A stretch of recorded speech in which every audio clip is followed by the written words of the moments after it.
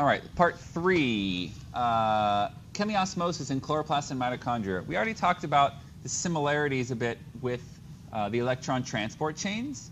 So chloroplasts and mitochondria both do it. They both generate ATP by the same mechanism, which is chemiosmosis. But they use different sources of energy to do this. Here you see a comparison. In the mitochondria, we call this space in here the matrix. In the chloroplast, we call it the stroma. They both have an intermembrane space, so there's an outer membrane here which we can't see. And here's our electron transport chain creating these protons, this proton gradient to make ATP.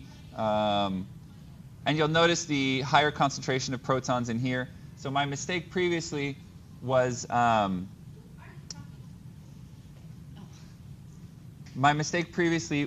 to the formation of ATP in photosynthesis. It does use a proton gradient. I obviously misspoke previously. They both use redox reactions to generate a proton gradient and the ATP synthase. So here, this is the best picture for all of them. Very similar to what you saw in respiration. Here, notice we have photosystem 2 first, then followed by photosystem 1. Water gets split. Oxygen is going to be released. The protons that get split off are going to be used to generate the gradient to go through the ATP synthase. And then here you have your electron transport chain. Here we have the protons being pushed or funneled into the thylakoid space. And then finally, the NADP plus reductase, that's that enzyme that reduces and creates NADPH. And then the ATP and the NADPH go to the Calvin cycle. And now we get to the details of the Calvin cycle. Very similar to the Krebs cycle. It occurs in the stroma just like we saw previously in the matrix. And it has 3 parts. An initial step that we call carbon fixation, or adding in the carbons from CO2. A series of reduction steps, and then finally regenerating the carbon dioxide acceptor for carbon fixation. So here we have the Calvin cycle. Once again, you don't need to know individuals and intermediates and names and all that kind of stuff. That's not important.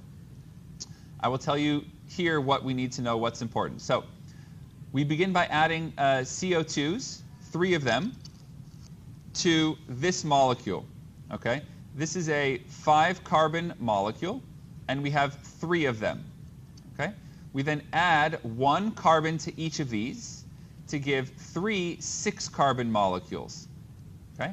This 6-carbon molecule will then, of which there's 3, will then get broken down into 6 3-carbon molecules. Okay? The enzyme that does the adding or the carbon fixation step that you see here is called rubisco. It's a funny name, and we'll talk about it again in a bit, but it's an important enzyme. Now we get a series of rearrangements of all these different carbon atoms, phosphorylating, and so on. Here we have, you'll notice, substrate level phosphorylation. We add ATP adds phosphates into the group. Later you'll see we'll add some more ATPs into the Calvin cycle because this is not substrate level phosphorylation, but the substrate itself is getting phosphorylated.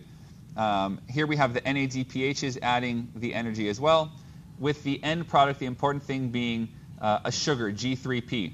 This is a little bit confusing because you see 1 3-carbon sugar here. In fact, 2 turns of the Calvin cycle gives us 1 6-carbon sugar. 2 of these have to then be combined to make glucose. Here you see the series of reduction steps, and then finally regenerating the CO2 acceptor, that being called RUBP, or ribulose bisphosphate.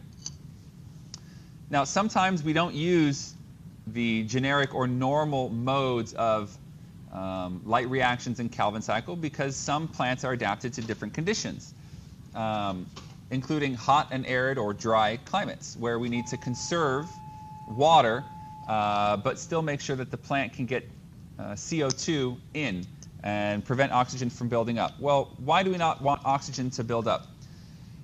There's what we believe to be an evolutionary relic, potentially, where the enzyme rubisco can actually bind to oxygen at its active site. And when that happens, photosynthesis basically shuts down. The photosynthetic rate is greatly reduced because oxygen is competitively inhibiting carbon dioxide from binding. Thus, it's energetically less efficient This, we believe, existed from when the atmosphere contained little oxygen, and it didn't matter that rubisco bound oxygen. So it's very important that we maintain oxygen levels very low inside the cell.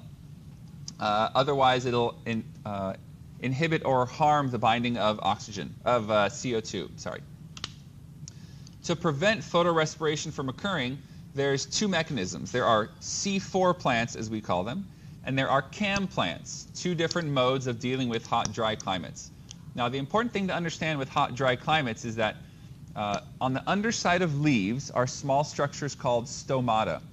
And those stomata are pores or holes from which both water evaporates, it's called transpiration, and through which carbon dioxide is brought in. So water is going to leave through those holes, and carbon dioxide is going to be brought in.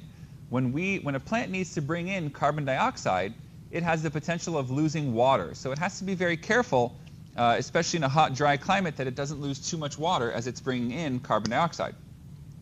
So to reduce photorespiration and to prevent the loss of water, C4 plants incorporate their carbon dioxide temporarily into 4 carbon compounds. Okay? So they build up a high level of CO2 in their cells. And then these 4 carbon compounds that are built in the mesophyll cells, and this is not where the Calvin cycle occurs, by the way, the 4 carbon compound gets exported to the bundle sheath cells. And in the bundle sheath cells, the oxygen concentration is low. And this is where the Calvin cycle will occur. Let's show you what it looks like. Here's the C4 pathway. So on the outside, you see the mesophyll cells. Inside that, you see the bundle sheath cells. And then here we see the vein that's going to carry the sugar that gets produced. So here's the mesophyll cells. Carbon dioxide enters, and it gets combined into a 4 carbon compound. You actually might remember seeing this name. OAA oxaloacetate is the end of the cycle of the Krebs cycle. It's the last molecule, the 4 carbon regenerator there.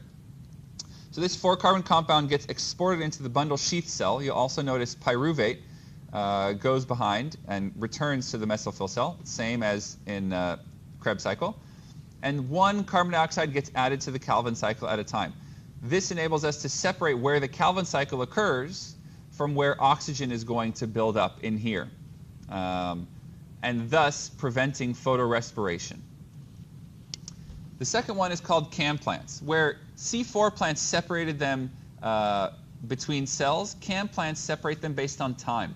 So they only open their stomata at night and bring CO2 in. And because we can't do the light reactions at night, because there's no light, we build up a bunch of CO2 at night into organic acids. And then during the day, the stomata close.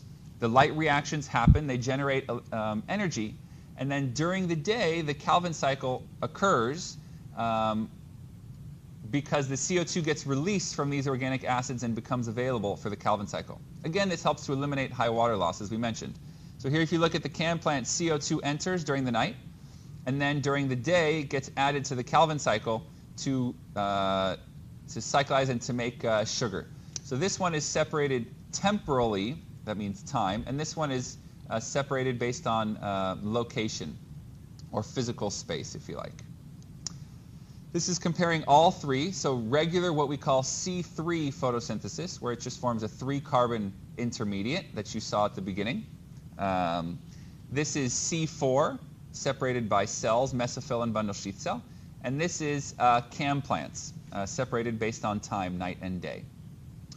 Quick overview showing how they're all connected. You've all seen this slide before, so we don't need to go through it. Just remember, the light reactions produce ATP and NADPH to combine a bunch of CO2s into sugar. This occurs in the stroma. And the light reactions happen on the thylakoid membrane using a proton gradient to generate ATP using an ATP synthase. Remember that early on in this lecture I did misspeak saying that there was no proton gradient in the light reactions. That's incorrect. There is a proton gradient that helps to generate ATP through the ATP synthase, just like we saw in respiration. The end.